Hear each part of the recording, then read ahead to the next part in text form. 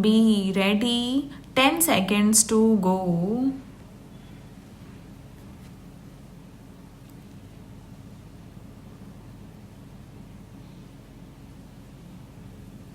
Start. I am glad to welcome you to the first meeting of the University Grants Commission.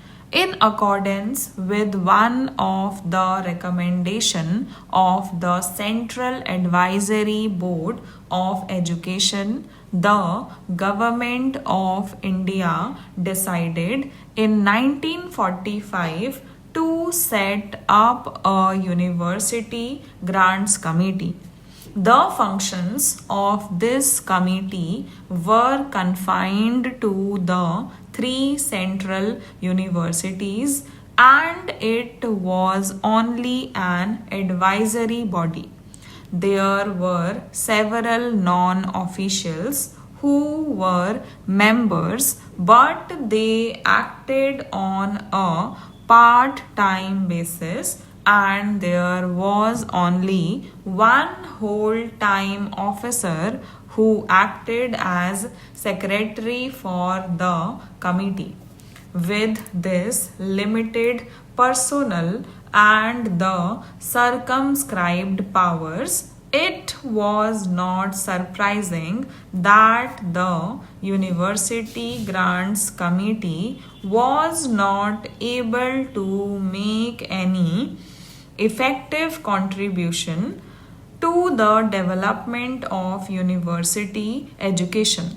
In 1947, the committee was reconstituted with somewhat enlarged membership, but since the functions and the official assistants remained more or less the same, this committee also did not prove effective.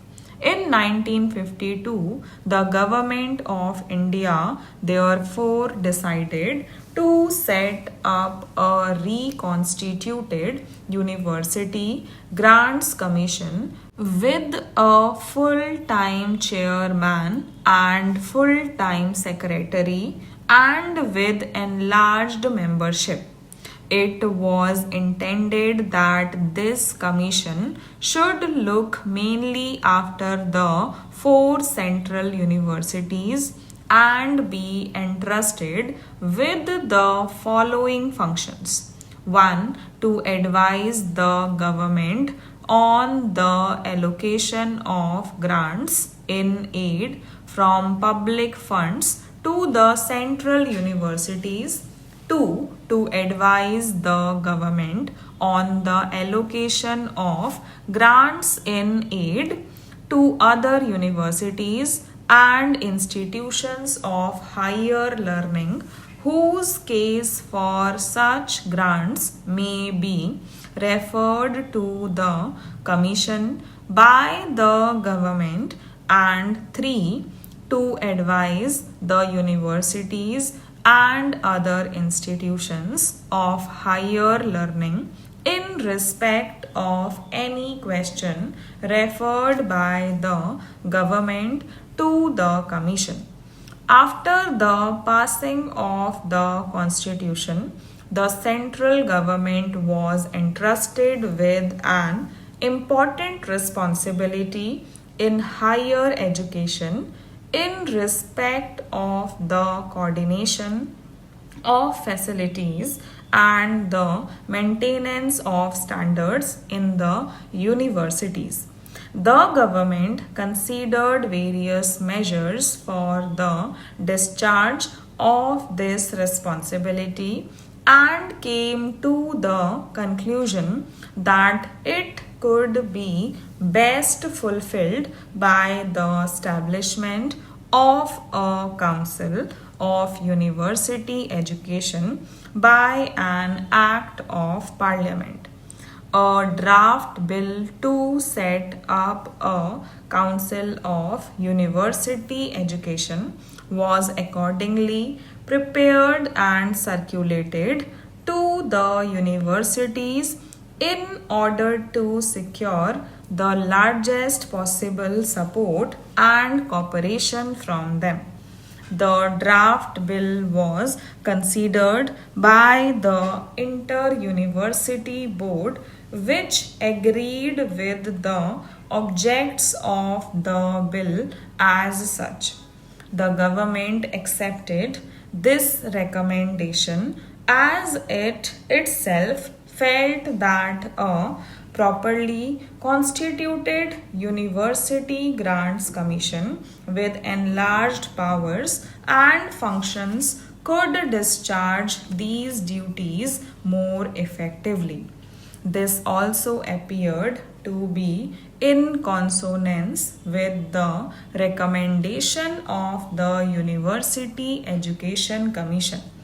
In its report, the Commission had recommended that a University Grants Commission on the lines of the University Grants Committee in Great Britain should be set up as early as possible. The Scientific Manpower Committee had also recommended the provision of generous grants for the development of postgraduate facilities in the universities. The government had accepted these recommendations in principle, but on account of financial stringency, no action could be taken on them at the time. After the acceptance of the 5-year plan, it was known that some funds had been provided for the improvement of university education, and the Ministry of Education considered the time appropriate for the establishment of a University Grants Commission. Further discussions have been held by the government to increase the quantum of these funds, particularly in view of the fact that the University Grants Commission would have to deal not merely with the 4 central universities but all the universities of India. I am happy to announce that we are now in a position to establish a statutory University Grants Commission with larger funds to look after all universities, and this commission will also serve as an instrument of university reform. A draft bill has been prepared, and it is hoped that this will be presented to Parliament at an early date. The consideration of the bill by Parliament and its enactment is likely to take some time. The government, however, felt that in view of the growing problems of the universities, immediate action was needed. It has therefore considered it desirable to set up a University Grants Commission in accordance with the resolution of November last and allow it to start functioning immediately. This commission will consist of 5 members and have 1 person as chairman.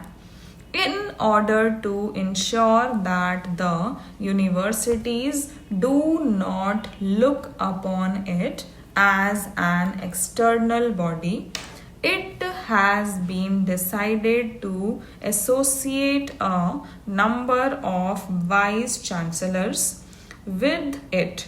I am sure you will all agree that this is a momentous decision and will have far reaching influence on the development of university education in India. I therefore want that the importance of this step and the result which we hope to attain through this commission should be properly appreciated by the people at large.